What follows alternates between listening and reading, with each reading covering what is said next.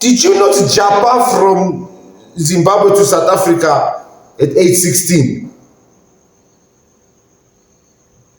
And you were sent back? Guys, give me a second. Give me a second. Okay, let's finish this. And I love being Zimbabwean.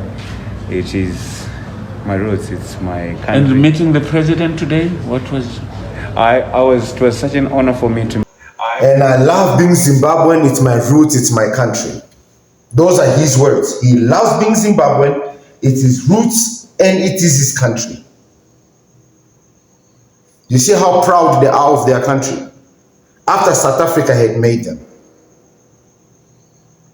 This is his story. From Blood Diamond to MMA champ, how Themba Gorimbo fled Zimbabwe where he was almost killed by police dogs.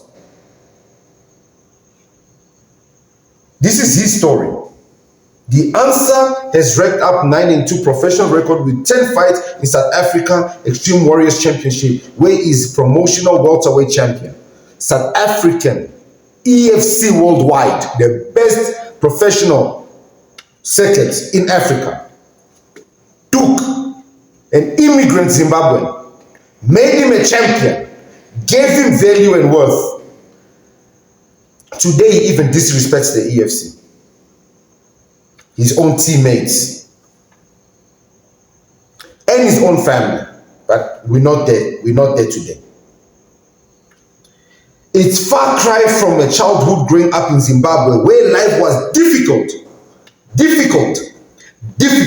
3 times they quoted him, but he's a proud Zimbabwean because it's his roots. Shakunjana. He was an orphan after his mother died when he was 9 and his father died when he was 13. My cousin was looking after us, but it was not the life many people wish to have. Gorimbo said in an interview with John. The money was not with John. Where are we?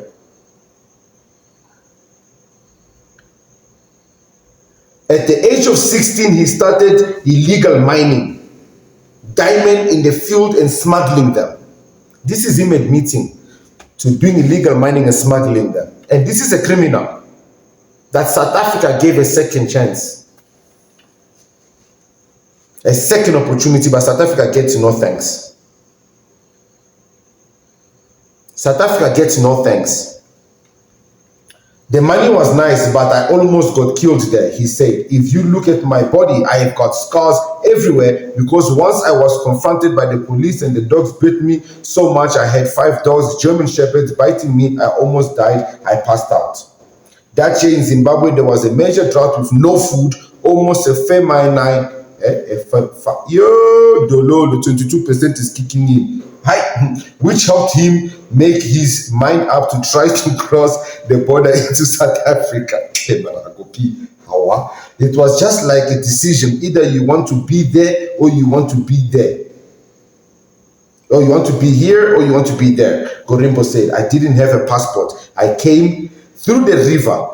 It was just one of those times you take the sacrifice, which is dangerous to do that. A lot of people died.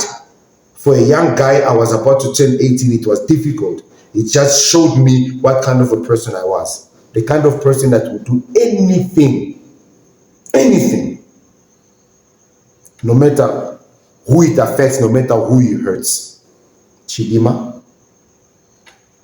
Can you see the resemblance of the 3 Musketeers now? Can you see why I call them the 3 Musketeers? Their stories are always similar, guys. Their stories are always similar. And their outcome is always the same. Ended up praising the Nigerians. She won their pageant. All Nigeria now. This one here, what happened? The Zimbabweans came to his aid. Her aid. Its aid. I don't know what the dial or vow identifies as. But the Zimbabweans came to his aid. And then this one here, after South Africa made him EFC Worldwide, it used to be EFC Africa Worldwide, made him, South Africa made him, turned him into a champion, gave him an opportunity, now he goes into the big stage. Who does he praise? Zimbabwe. South Africa, you are feeding other people's children when they are going back to their fathers and saying, thank you, Daddy.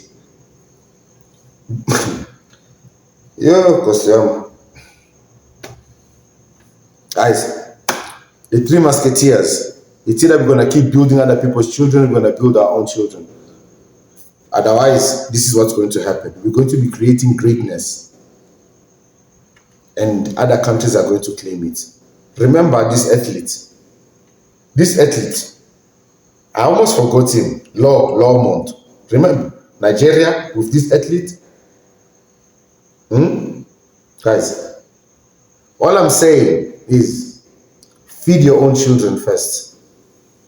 South Africans have kindness. They built these people. They gave them lives and futures. And today these people insult the people that fed them and gave them the future.